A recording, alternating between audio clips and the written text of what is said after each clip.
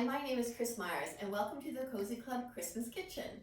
I'm here to show you some sugar cookies this morning. Not so much how to make them, because I think all of you probably have your own recipe that you love and you can always do that, but rather what to do with them once you've made them and how you can give them to friends and family without them breaking up if you send them in the post or if you want to give them to your neighbors. But I do have a couple of tricks that you might not know, if you don't mind me telling you these. Tricks when you make your dough, obviously you have to put it in the fridge and let it cool down first. And I always divide it into two balls so I don't have a huge amount to work with. And then I roll it out, obviously, onto a board. First putting flour down for the dough so it doesn't stick. Also put some flour on my rolling pin. But then as soon as I've rolled it once, I pick up the dough, flip it over so you've got all the flour on the other side, and then it's much easier to roll out. The other little trick that I've learned is every time you want to use your cookie cutter, you dip it into some flour so that the cookie cutter actually has flour on it as well. And that way, it's much easier for it to come out. See, it just pops out much easier, as I'm not letting it pop out now, but it does. It just pops out really easy like that. And then you can put it on your tray. So it's very, very simple. Just dip it in, push down, twist it a little bit, and then it pops right out. Very easy.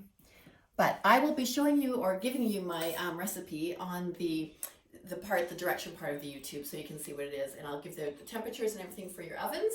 But it's very simple, very easy. The only thing I think I tend to do differently to most sugar cookie recipes is I add a lot more vanilla because I think it adds a lot more flavor. But other than that, it's very similar to everyone else's. The other thing that I do with my sugar cookies, after it's just come out of the oven, I let them cool down just a little while, and then I put them on a cooling tray. I'll get mine here. And then I add some edible glitter. And I don't know if you can see it in the shot, but see how it sparkles just so beautifully. Obviously, this is where you can decorate it yourself. You can add your own decorations, but I prefer the more simple look. And that way it doesn't also, when you want to send it to people, it stays put. It does. It looks, is it glittering? Yeah. Wonderful. Okay, so the main point of what I want to show you today is ways to send it to people and give it your personal touch. But wait, the main point that I want to show them today is a few things here that they may not have seen. We have two gifts given to Chris, a beautiful Christmas stocking and Christmas heart, and you can see Christmas is misspelt because of Chris Myers, which Chris never noticed and was only told at a later time. Okay. It's very sweet. Am I allowed to continue? Yeah, you can talk as well. All right. Okay, well, what was I saying? But, oh, yes. So what I do normally throughout the year when I go to brocants and to fairs and to antique shops, I look for nice containers that would be good to send overseas or to give away as presents. And, again, the containers don't have to be your typical tins, although that is adorable. But, for example, you can use old bread tins that are very sweet. You can get different sizes of bread tins. You can use we found this one in Nova Scotia, do you remember? Yeah, beautiful. At Pam's shop. And that was in, do you remember the town? What's her name? Port Williams. Port Williams in Nova Scotia. Gorgeous place. But anyway, I found this at her place, and it's got it opens like a book, and I'm going to line this, and then I'm going to put cookies in that. All the little lamps used to be in there. Yes, little lights were in that. One here is particularly nice in the corner. Which one? This one? That antique one, yes. Yeah. That had baubles in, didn't it? Yeah, and that opens up like that. It's perfect. And this is an old money box. I mean, it's got the little money slot in there. You can open that and put little cookies in there. Yes. But I think my favorite is collecting old boxes that have held old baubles. Now, the baubles have got little dividers in them. So you can see here, there's still a bobble in there, see? They come out like that. Oops.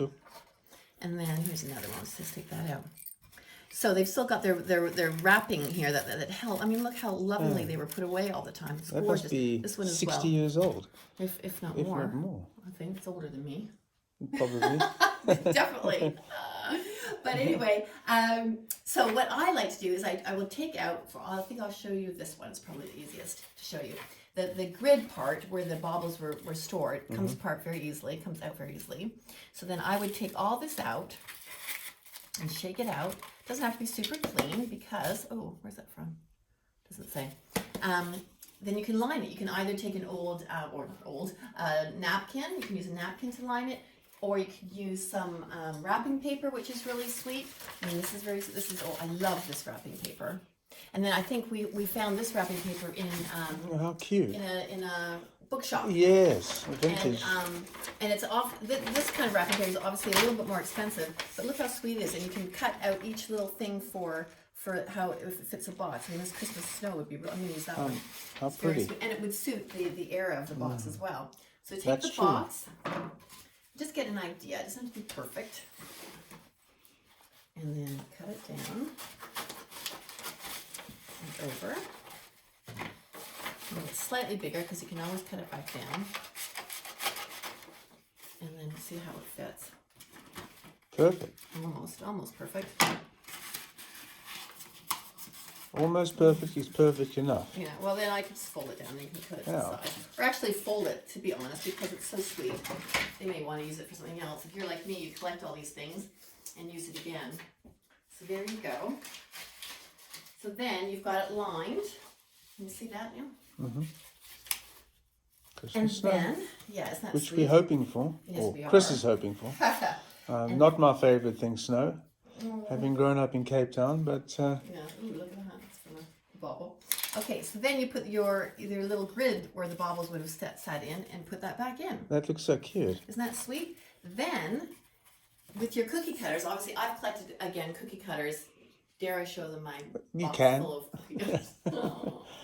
can. So here, this is full of cookie cutters. Well, it's for been all 30 different- years, For so all different types of seasons. of seasons. Yes, so I've just got to do my little Christmas ones out now. And I have little ones, big ones, super big ones, tiny, tiny ones, whatever is adorable. But for this particular box, I have made little tiny stars and hearts.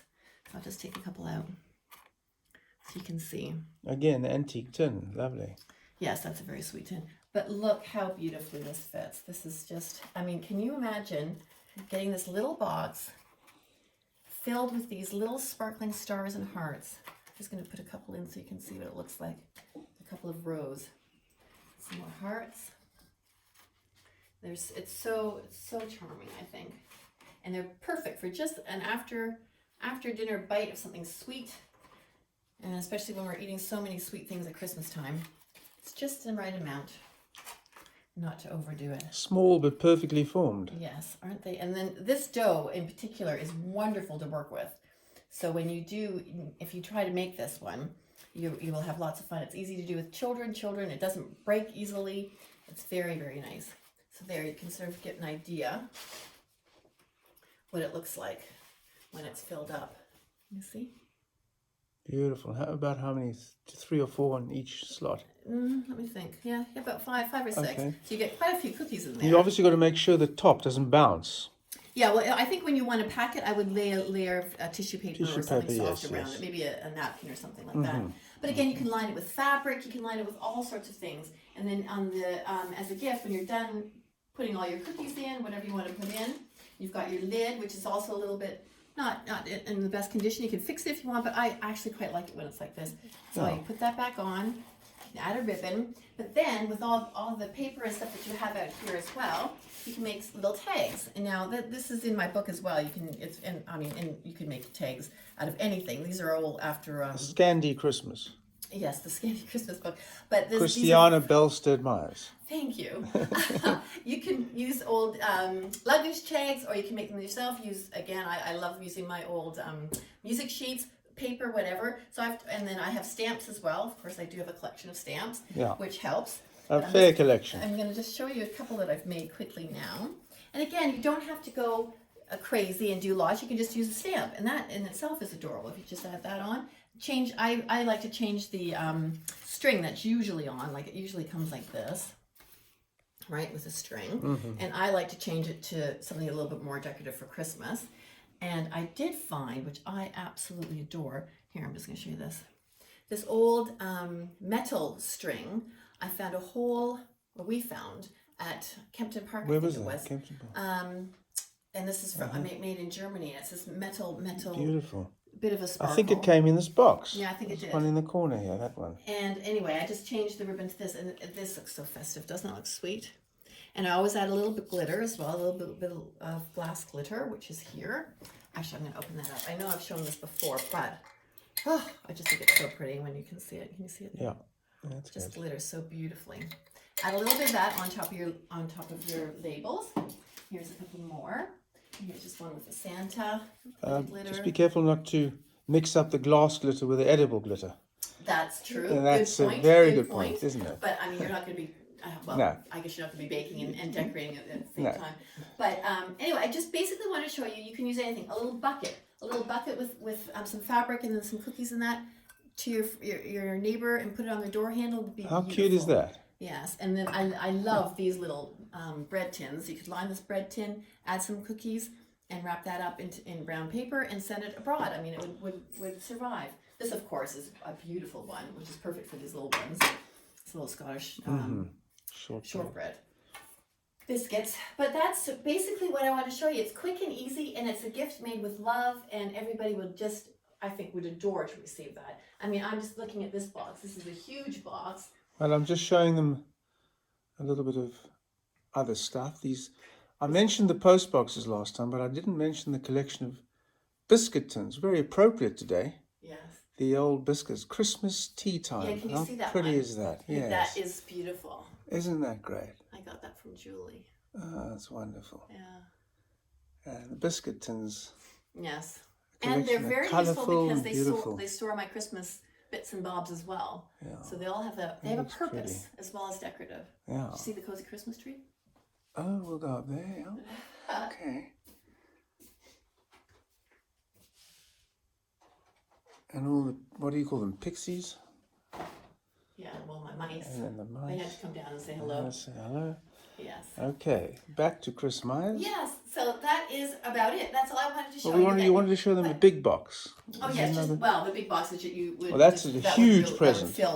Same idea. You can lift this whole thing out and line the box, put it back on. Or if you don't want to take this out, you can just take the paper out and just line each one with a patchwork of paper, depending on how much you have or what you feel like doing or whatever. You use your own imagination and make it special for you and for the person you're sending it to. But I just had an idea. Wouldn't that be the sweetest thing to line it with fabric? And then if you give that to a person who loves fabric and then tell them afterwards they're supposed to make something from the fabric. Oh yeah, a gift with a few purposes. Nothing wrong with that. Just thought of that now. But anyway, I hope this gives you some ideas and just keeps you in the Christmas spirit that we're all in at the moment. And yesterday I saw some snow. I was so happy, and I'm so crossing my fingers for some more. But in the meantime, I hope you get baking and decorating and sending out cookies all over the world. We'll see you later. Merry Christmas!